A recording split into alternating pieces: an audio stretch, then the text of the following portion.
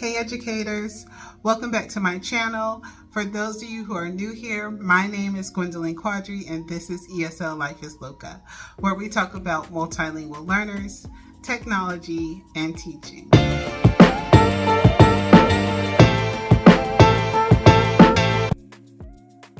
So today I wanted to talk to you all about language objectives.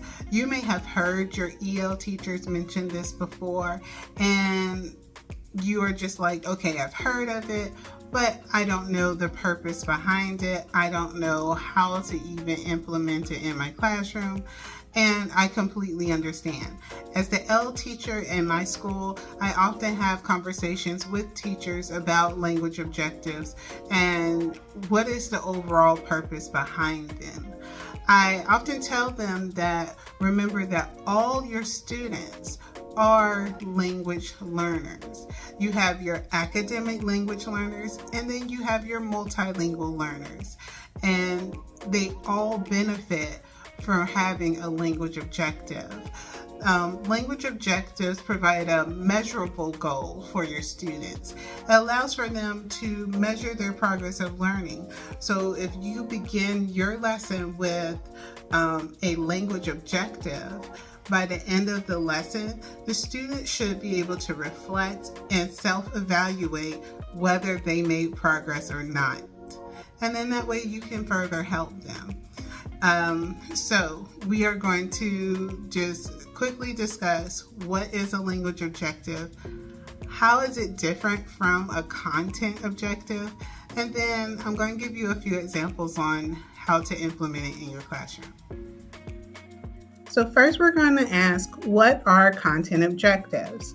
Content objectives show what students should know by the end of the lesson. You can use your state content standards or the Common Core standards to write these out. Then we have language objectives. These are slightly different because they show how students will show their learning, and we can use our WIDA standards and language functions to write these. Remember, the purpose of language objectives is to provide a measurable goal for the students. It allows for them to self-reflect. Here's a list of language functions that you can use when writing your language objective, such as analyze, describe, explain, compare, contrast, argue, identify. So let's give it a try. Here we have an ELA content standard that talks about determining a central idea of a text.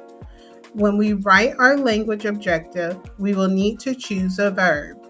The first verb I'm going to choose is identify, because I want the students to identify the central idea and 3 supporting details. How will they do that? By using sentence frames. That way the students know what they need to do and how. Then we have another example with a math content standard where students will solve linear equations. This time when I write my language objective, I am going to use the word describe. I want the students to describe their problem-solving strategy by using visual data to clarify their approach to solving the problem. Well, that's it. You guys have done it, and I want you guys just to take your time, remember what and how. Good luck.